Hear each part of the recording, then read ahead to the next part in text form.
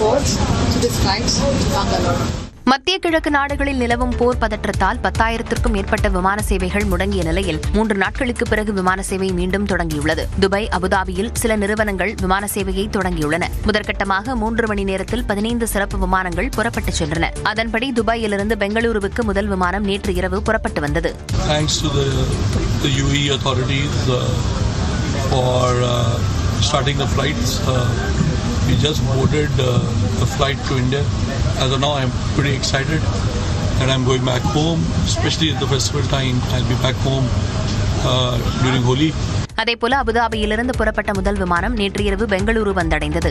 Was peaceful, but they had shut down the airspace for precautionary measures. So today Etihad arranged for another flight and we got back. Saudi அரேபியாவின் Jeddah நகரிலிருந்து இன்று 10 சிறப்பு விமானங்கள் இயக்கப்படும் என indigo நிறுவனம் அறிவித்துள்ளது. ஏர் இந்தியா நிறுவனம் இன்று முதல் மஸ்கட்டிலிருந்து மும்பை, திருச்சி, கொச்சி உள்ளிட்ட நகரங்களுக்கு விமானங்களை இயக்குகிறது.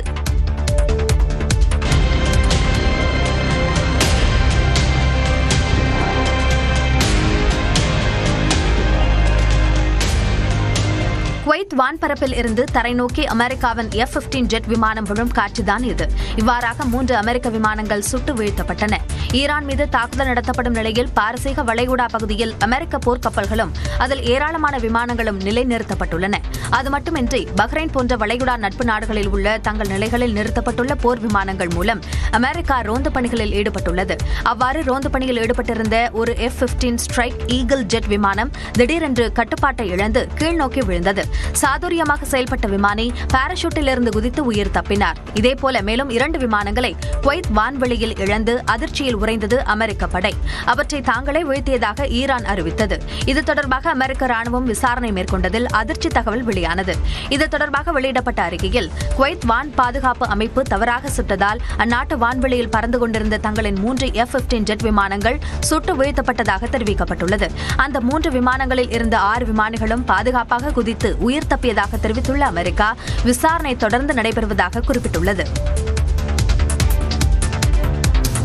மத்திய கிழக்கு நாடுகளிடையே போர் பதற்றம் அதிகரித்து வரும் சூழலில் பிரதமர் நரேந்திர மோடி பஹ்ரைன் மன்னர் மற்றும் சவுதி அரேபியாவின் பட்டத்து இளவரசருடன் தொலைபேசி வாயிலாக அவசர ஆலோசனை நடத்தினார். பஹ்ரைன் மன்னர் ஹமத் பின் ஈசா அல் கலிஃபாவுடன் உரையாடிய பிரதமர் மோடி அந்நாட்டின் மீது ஈரான் நடத்திய ஏவுகணை தாக்குதல்களுக்கு தனது கண்டனங்களை பதிவு செய்தார். இந்த இக்கட்டான நேரத்தில் பஹ்ரைன் மக்களுடன் இந்தியா உறுதுணையாக நிற்கும் என பிரதமர் மோடி உறுதியளித்தார். மேலும் பஹ்ரைனில் வசிக்கும் இந்திய சமூகத்திற்கு அந்நாட்டு அரசு அளித்து வரும் ஆதரவிற்கும் பாதுகாப்பிற்கும் பிரதமர் தனது நன்றியை தெரிவித்தார். இதேபோல் சவுதி அரேபியாவின் தற்போதைய நிலவரம் குறித்து அந்நாட்டு பட்டத்து இளவரசரும் பிரதமருமான முகமது பின் சல்மானுடன் பிரதமர் மோடி விவாதித்தார். அப்போது சவுதி அரேபியாவின் இறையாண்மை மற்றும் எல்லை ஒருமைப்பாட்டை மீறி நடத்தப்பட்ட தாக்குதல்களை கண்டித்ததாக தனது எக்ஸ் பதிவில் குறிப்பிட்டுள்ளார். இதனிடையே அமெரிக்கா, இஸ்ரேல், ஈரான் போர் தொடர்பான தகவல்களை பெறுவதற்காக அறிவிக்கப்பட்ட உதவி எண்களுக்கு இதுவரை 1200 பேர் தொடர்பு கொண்டதாக தமிழ்நாடு அரசின் அயலக தமிழர்கள் நலத்துறை தெரிவித்துள்ளது. இதில் துபாயில் இருந்து 253 அழைப்புகளும், அபுதாபியில் இருந்து 95 அழைப்புகளும் வந்ததாகவும் பெரும்பாலானோர் தங்களை மீட்குமாறு கோரியதாக அயலக தமிழர் நலத்துறை தரப்பில் தெரிவிக்கப்பட்டுள்ளது. மாசிமகத்தையொட்டி கடலூர் மாவட்டம் தேவராம்பட்டினத்தில் உள்ள வெள்ளி கடற்கரையில் தீர்த்தவாரி நடைபெற்றது.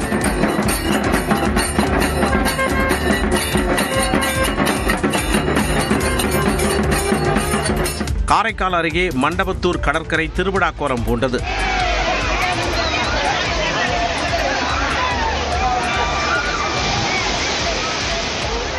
இதேபோன்று சென்னை மெரினா கடற்கரையில் சுற்றுவட்டார பகுதிகளைச் சேர்ந்த கோவில்களின் உற்சவ சிலைகளுக்கு தீர்த்தவாரி நடைபெற்றது.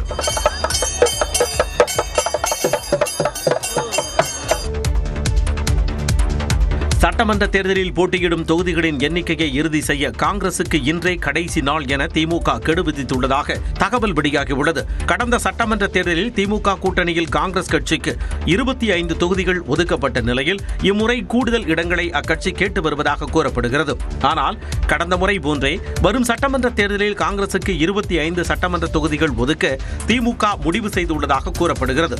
மேலும் ஒரு மாநிலங்களவை சீட் ஒதுக்கவும் திமுக தலைமை முடிவு செய்துள்ளதாக சொல்லப்படுகிறது. திமுக கூட்டணியில் புதிய கட்சிகள் இணைந்துள்ளதால் காங்கிரசுக்கு இதைவிட கூடுதல் இடங்களை தர முடியாது என்பதில் திமுக உறுதியாக இருப்பதாக கூறப்படுகிறது. திமுகவின் இந்த முடிவை காங்கிரஸ் ஏற்க மறுத்து வருவதால் தொகுதி பங்கீட்டில் இழுபறி நீடிப்பதாக தகவல்கள் தெரிவிக்கின்றன. 35 இடங்கள் கிடைக்காவிட்டால் கூட்டணியில் இருந்து வெளியேறுவது குறித்தும் காங்கிரஸ் ஆலோசித்து வருவதாக சொல்லப்படுகிறது. கூட்டணி பேச்சுவார்த்தையை இனியும் நீட்டிக்க விரும்பாத திமுக தொகுதிகளின் எண்ணிக்கையை இறுதி செய்ய காங்கிரசுக்கு கெடு விதித்துள்ளதாக கூறப்படுகிறது. டெல்லிக்கு எதிராக தமிழ்நாடு வெல்லும் என முதலமைச்சர் மு க ஸ்டாலின் சூளுரைத்துள்ளார்.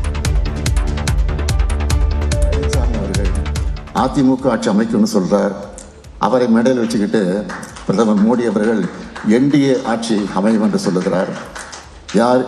யாருக்கு தலைமைன்னு தெரியாம இவங்க இப்படி ஒரு கூட்டணி இருக்கு. தேசிய ஜனநாயக கூட்டணியை விமர்சித்து முதலமைச்சர் மு க ஸ்டாலின் இவ்வாறு பேசினார். சென்னை நுங்கம்பாக்கத்தில் நடைபெற்ற தனியார் நிகழ்ச்சியில் பங்கேற்று பேசிய முதலமைச்சர், சொல்வதற்கு தங்களிடம் சாதனைகள் இல்லாததால் மதுரை மாநாட்டில் பங்கேற்ற பிரதமர் மோடி பொய்க் குற்றச்சாட்டுகளை முன்வைத்துள்ளார் என்றார். திமுக ஆட்சி என்றால் வளர்ச்சி என்றால் திமுக ஆட்சி தமிழ்நாட்டு மக்களுக்கு நன்றாக தெரியும். இருந்தாலும் பிரதமர் மோடி அவர்களுக்கு சொல்ல சாதனைகள் இல்லாத காரணத்தால் தான் தேர்தல் நேரத்தில் பொய்யை அவிழ்த்து விட்டிருக்கிறார். தொடர்ந்து பேசிய முதலமைச்சர் பாஜக அரசுக்கு நேர்மாறானது திமுக அரசு என்றும் தெரிவித்தார். டபுள் இன்ஜின் அவங்க சொல்ற டப்பா இன்ஜின் ஓடுற மாநிலங்களில் இப்படி ஒரு வளர்ச்சியை காட்டிட முடியுமா? முடியவே முடியாது. அவங்க பண்றதெல்லாம் வன்முறை, வெறுப்பு பேச்சு, பிற்போக்குவாதம். இதுக்கு அப்படியே நேர்மாறான முற்போக்கு அரசு எங்க திராவிட மாடல் அரசு. டெல்லிக்கு எதிராக தமிழ்நாடு வெல்லும் எனவும் முதலமைச்சர் மு க ஸ்டாலின் சூளுரைத்தார். டெல்லியில் மத்திய அமைச்சர் அமித்ஷாவை சந்தித்த அதிமுக பொதுச் செயலாளர் எடப்பாடி பழனிசாமி தொகுதி பங்கீடு தொடர்பாக 2 மணி நேரம் ஆலோசனை நடத்தினார். சட்டப்பேரவைத் தேர்தல் நெருங்கும் சூழலில் அரசியல் கட்சிகள் கூட்டணி பேச்சுவார்த்தை, தொகுதி பங்கீடு, வேட்பாளர்கள் தேர்வு என பரபரப்பாக பணியாற்றி வருகின்றன. ஆனால் தேசிய ஜனநாயக கூட்டணியில் தொகுதி பங்கீடு தொடர்பாக குழுக்கள் அமைக்காமல் அதிமுக காலம் தாழ்த்தி வருகிறது. இந்த சூழலில் அதிமுக பொதுச் செயலாளர் எடப்பாடி பழனிசாமி திடீரென டெல்லி பயணம் மேற்கொண்டார். மத்திய அமைச்சர் அமித்ஷாவை அவரது இல்லத்தில் சந்தித்த எடப்பாடி பழனிசாமி சுமார் 2 மணி நேரம் ஆலோசனை நடத்தினார். இந்த சந்திப்பின் போது பாஜகவுக்கு எத்தனை தொகுதிகள், கூட்டணி கட்சிகளுக்கு எத்தனை தொகுதிகள் என தீவிரமாக ஆலோசிக்கப்பட்டதாக கூறப்படுகிறது. பாமகவின் அன்புமணி தரப்பு மற்றும் டிடிவி தினகரனின் அமமுகவுக்கான தொகுதிகள் குறித்தும் ஆலோசனை நடந்ததாக தகவல் வெளியாகியுள்ளது. வெற்றி வாய்ப்புள்ள தொகுதிகளை பாஜக கேட்டதாகவும் கூறப்படுகிறது. இந்த நிலையில் இன்று காலை 8:30 மணி அளவில் டெல்லியில் இருந்து சென்னைக்கு புறப்படும் முன்பாக விமான நிலையத்தில் எடப்பாடி பழனிசாமி செய்தியாளர்களை சந்திக்க உள்ளார். நடிகர் விஜயிடமிருந்து விவாகரத்து கோரிய சங்கீதா மீது இணையதளங்களில் தாக்குதல் நடத்தப்படுவதாக அனைத்திந்திய ஜனநாயக மாதர் சங்கம் கண்டனம் தெரிவித்துள்ளது. இது தொடர்பாக அறிக்கை வெளியிட்டுள்ள அந்த சங்கம், விஜய் சங்கீதா இடையேயான விவாகரத்து மனு தாக்கல் தனிப்பட்ட நடைமுறை என்றும் அதனை ஆபாசமாக விவாதிக்க யாருக்கும் உரிமையில்லை என்றும் குறிப்பிட்டுள்ளது. விஜயின் பெயரை கூறிக்கொண்டு அவரது தொண்டர்கள் சங்கீதாவுக்கு எதிராக வன்முறை பதிவுகள் இடுவதாகவும் இவை பெண்களுக்கு எதிரான டிஜிட்டல் வன்முறை என்றும் தெரிவித்துள்ளது. பொதுவாழ்வுக்கு வந்துவிட்ட தவிக தலைவர் விஜய் இத்தகைய செயல்களை கண்டிக்காமல் மௌனம் காப்பதாகவும் இது கண்டனத்திற்குரியது என்றும் அந்த சங்கம் சுட்டிக்காட்டியுள்ளது. ரசிகர்கள் என்ற பெயரில் நடைபெறும் ஆணாதிக்க வன்முறையை கண்டிக்க வேண்டியது அரசியல் கட்சி தலைவரின் பொறுப்பு என்றும் அதில் குறிப்பிட்டுள்ளது. ஆபாச பதிவுகளை தடுத்து நிறுத்த சைபர் குற்றப்பிரிவு உடனடி நடவடிக்கை எடுக்க வேண்டும் என்றும் அனைத்திந்திய ஜனநாயக மாதர் சங்கம் கோரிக்கை விடுத்துள்ளது.